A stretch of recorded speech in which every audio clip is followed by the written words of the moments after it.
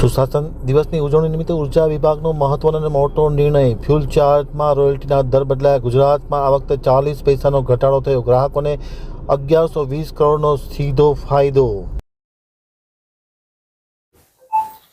સુશાસન દિવસ નિમિત્તે આપણા દેશના યશસ્વી વડાપ્રધાન માનનીય મોદીજી અને ગુજરાતના માનનીય મુખ્યમંત્રી શ્રી ભૂપેન્દ્રભાઈની સરકારે જે કંઈ કામો કર્યા છે એ કામની વિગતો, ખાસ કરીને ઉર્જા ક્ષેત્રે જે કામગીરી થઈ છે એની માહિતી આપવા માટે આજે આપણે સૌ ભેગા થયા છે. ખાસ કરીને ગુજરાત વીજ નિયમન નિયોગ જે રીતે આપણે વીજળીના ભાવ નક્કી કરે છે એમાં ફ્યુએલ ચાર્જીસના ભાવ નક્કી કરે છે અને એ નક્કી થયા પ્રમાણેનું બિલિંગ ચાર્જીસ થાય છે. જ્યારે આપણે યુક્રેન રશિયા યુદ્ધ વખતે અને ઇન્ડોનેશિયામાં કોલસાના જે રોયલ્ટીના દર બદલાયા ત્યારે કોલસો ઘણો બધો મોંઘો, જે 80-90 રૂપિયા આવતો હતો એ $300-350 સુધી ગયો અને તેના લીધે આપણને ઘણી તકલીફ પડી. પરંતુ ત્યાર પછી બધી વીજ કંપનીઓએ પોતાની જનરેશન શક્તિ તેમજ આપણી પાવર ખરીદવાની જે બીજા રાજ્યોમાંથી અથવા તો ખરીદવાની શક્તિ જે આપણી છે એમાંથી આપણે ઘણી બધી બચત કરીને આ વખતે જે ડિસેમ્બર સુધી ₹2.85 આપણી જે ટેરિફ હતી ફ્યુએલ ચાર્જીસની એને ઘટાડીને 40 પૈસા ઘટાડીને ₹2.45 કરવાનો આપણે નિર્ણય કર્યો. ₹2.45 કરવાથી ઓક્ટોબરથી ડિસેમ્બર સુધી ગ્રાહકોને 1120 કરોડનો ફાયદો થશે. જે નાના 100 યુનિટના ગ્રાહકો છે એને લગભગ 50-60 રૂપિયાનો બચત થશે.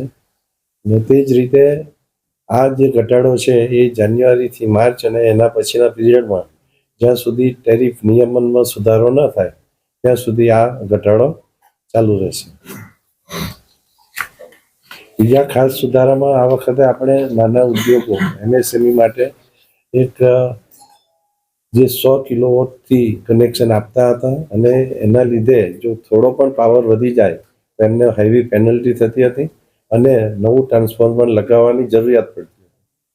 આ વખતે સરકારે નિયમમાં ફેરફાર કરીને 100ના 150 કિલોવોટ સુધી આપવાનું નક્કી કર્યું છે. એના લીધે સમગ્ર નાના ઉદ્યોગોમાં એક ખુશીની લહેર પ્રસરી છે. એ પણ માનનીય મુખ્યમંત્રી શ્રી ભૂપેન્દ્રભાઈની સરકારની આ નાના ઉદ્યોગોને એક લાભકારી યોજના જાહેર કરી છે. કોઈ પણ દેશનો વિકાસ કે કોઈ પણ રાજ્યનો વિકાસ આપણે જોઈએ તો કેવી રીતે થયો કહેવાય તો કે પાણીનો વપરાશ અને વીજળીનો વપરાશ. આપણા દેશના યશસ્વી વડાપ્રધાન માનનીય મોદીજીએ જ્યારથી ગુજરાતનું સુકાન સંભાળ્યું ત્યારથી લોકોએ એમને સાંજે જમતી વખતે વીજળી આપવાની વાત કરી અને એમણે સમગ્ર ગુજરાતમાં જ્યોતિગ્રામથી 24 કલાક વીજળી આપવાનું શરૂ કર્યું અને ત્યાં રક્ષા સુધારાઓ હોય કે ક્લાઇમેટ ચેન્જ ડિપાર્ટમેન્ટ હોય આ બધું શરૂ કર્યું અને એના હિસાબે આજે ગુજરાત સમગ્ર દેશમાં રિન્યુએબલ એનર્જીમાં નંબર 1 છે. પછી સોલાર હોય, પવન ઉર્જા હોય, સોલાર રૂફટોપ હોય કે પ્રધાનમંત્રી સૂર્યઘર યોજના હોય, જે રામ મંદિરની પુનઃસ્થાપના વખતે મોદીજીએ 1 કરોડ ઘરો ઉપર જે આ યોજના લગાવવાની વાત કરી હતી એમાં ગુજરાત 2,85,000 ઘરો ઉપર આ યોજના ગ્રાહકોને આપીને ગુજરાત આ સમગ્ર દેશમાં નંબર 1 બન્યું છે. તે જ રીતે સોલાર રૂફટોપ જે આપણી ગુજરાત સરકારે કેન્દ્રની સાથે રહીને કરેલી એમાં પણ 5 લાખ ઘરો પર આપણે સોલાર રૂફટોપ લાગ્યા છે અને આખા દેશમાં 82% સોલાર રૂફટોપ ઘર ઉપર આપણા ગુજરાતે લગાવ્યા છે. રિન્યુએબલ એનર્જીમાં આપણા ગુજરાતે જે પ્રગતિ કરી છે આપણે ચોક્કસ રીતે કહીએ કે મોદીજીએ જે ચીલો પાડેલો છે એને સમગ્ર ગુજરાત આજે ફોલો કરી રહ્યું છે. વીજળીનો વપરાશ જોઈએ તો સમગ્ર દેશનો યુનિટ દીઠ વપરાશ એક માણસ આખા વર્ષમાં કેટલી વીજળી વાપરે તો એ 1255 છે સમગ્ર દેશનો. જ્યારે આપણા ગુજરાતનો માથાદીઠ વીજ વપરાશ 2238 છે. આ જ બતાવે છે કે ગુજરાતમાં ખેડૂતો, શહેરીકરણ અને ઉદ્યોગોને જે વપરાશ થાય છે એ સૌથી વધુ છે અને એ આપણું જીવન ધોરણ બતાવે છે. પહેલાં કહેવાતું હતું કે ખેડૂતોને વીજ કનેક્શન માટે ઘણી બધી રાહ જોવા આવતી. હવે કોઈ પણ વીજ કનેક્શન 3 થી 4 મહિનામાં ખેડૂતને તાત્કાલિક મળી જાય છે અને એમાં કોઈ તકલીફ આવતી નથી. MSME વાળું જે 100 કિલોથી 150 કિલો